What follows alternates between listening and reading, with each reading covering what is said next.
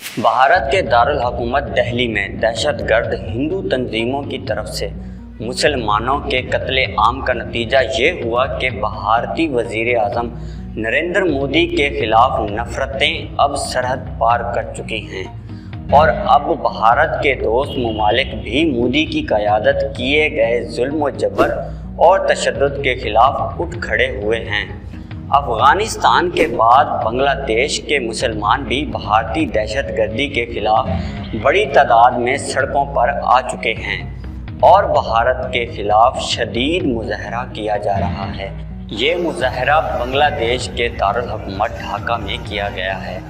جہاں ہزاروں بنگلہ دیشیوں کا سمندر مودی کے خلاف نکل پڑا۔ 17 مارچ کو بھارتی وزیر اعظم مودی بنگلہ دیش کا دورہ کریں گے، جبکہ بنگلہ دیش کی عوام نے مودی کے ظلم کے خلاف دھمکی دی ہے